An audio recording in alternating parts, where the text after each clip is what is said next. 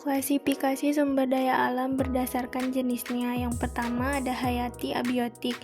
Semua makhluk hidup seperti hewan, tumbuhan, dan mikroba di muka bumi. Yang kedua ada non-hayati abiotik. Sumber daya alam yang bersumber dari makhluk tak hidup dan ketersediaannya dapat dipergunakan oleh seluruh makhluk hidup seperti air, tanah, udara, dan juga sinar matahari. Sumber daya alam berdasarkan habitatnya. Yang pertama ada terestis daratan.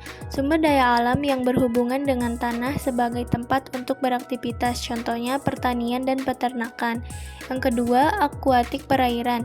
Sumber daya alam yang berhubungan dengan laut, contoh sungai, danau, laut, dan lain-lain. Klasifikasi sumber daya alam berdasarkan sifatnya. Yang pertama ada sumber daya alam terbarukan. Sumber daya alam yang bisa dimanfaatkan lagi setelah digunakan. Contohnya air, udara, tumbuhan, dan hewan. Yang kedua sumber daya alam tidak terbarukan. Sumber daya alam yang jika digunakan terus-menerus bisa habis. Contohnya mineral, logam, dan sumber daya energi. Yang ketiga sumber daya alam tidak habis. Sumber daya alam jika dimanfaatkan sebesar-besarnya tidak akan bisa habis dan terus akan ada. Contohnya air, udara, sinar matahari, energi laut, energi pasang surut. Proses terbentuknya sumber daya alam. Sumber daya alam dapat diklasifikasikan berdasarkan proses terbentuknya menjadi 3 jenis, yaitu yang pertama sumber daya alam biotik. Sumber daya alam biotik adalah sumber daya alam yang berupa makhluk hidup seperti hewan, tumbuhan, mikroba, dan manusia. Yang kedua sumber daya alam fisik. Sumber daya alam fisik atau abiotik adalah sumber daya alam yang berupa benda mati seperti bahan tambang, tanah, air, dan kincir angin. Yang ketiga, sumber daya alam lingkungan.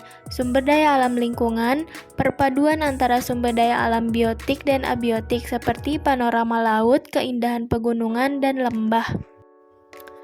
Peran sumber daya alam dalam kehidupan sehari-hari.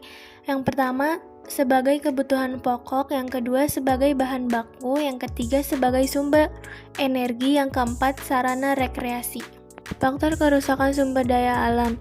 Yang pertama, faktor alam yang diakibatkan dari alam seperti longsor, gempa bumi, tsunami, gunung meletus, dan lain-lain.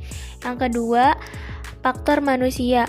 Membuang sampah sembarangan yang mengakibatkan banjir, menebang hutan secara liar yang mengakibatkan banjir dan tanah longsor.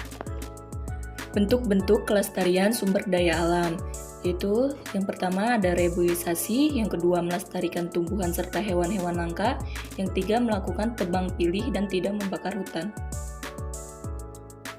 Unsur-unsur lingkungan hidup, ada biotik, abiotik, dan sosial budaya. Yang pertama, unsur lingkungan abiotik.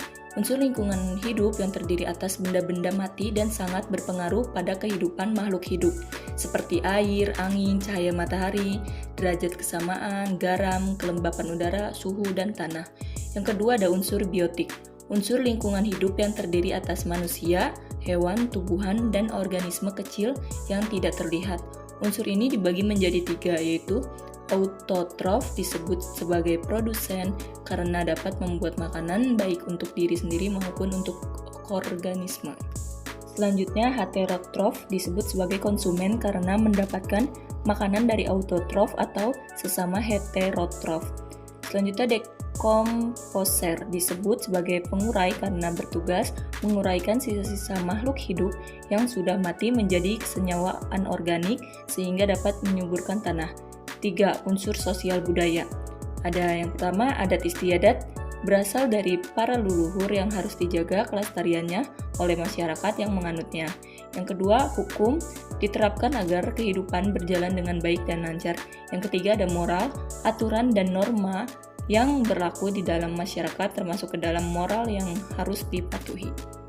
Selanjutnya, ada kepercayaan, yaitu hubungan yang dibangun antara orang satu dengan orang yang lain harus dilandasi dengan kepercayaan agar hidup selalu rukun dan damai. Selanjutnya, kesenian menjadi simbol keindahan di suatu lingkungan yang dapat dipelajari atau diciptakan oleh siapa saja dan dari mana saja. Selanjutnya, ada macam-macam lingkungan hidup, yaitu ada alami dan buatan. Lingkungan hidup alami di air yaitu seperti danau, laut, rawa, dan sungai. Lingkungan hidup di darat seperti bukit, gunung, hutan, lembah, dan padang rumput. Buatan yaitu lingkungan yang sengaja dibentuk oleh manusia dengan menggunakan teknologi modern terdiri dari jalan, perkampungan, kawasan industri, sekolah, dan taman. Manfaat lingkungan hidup bagi manusia yaitu menyediakan udara, air, hingga memberi iklim yang baik serta sebagai tempat hidup untuk manusia, hewan maupun tumbuhan. Bentuk kerusakan lingkungan hidup berdasarkan faktor penyebabnya itu ada dua, yaitu peristiwa alam sama ulah manusia. Yang pertama peristiwa alam yaitu gempa bumi, contohnya terjadi karena adanya pergerakan lempengan bumi atau aktivitas gunung berapi dan dampaknya bergantung pada besarnya kekuatan gempa. Yang kedua itu ulah manusia, contohnya membuang sampah sembarangan. Banyak orang yang masih membuang sampah sembarangan ke sungai, hal ini mengakibatkan banjir jika musim penghujan tiba.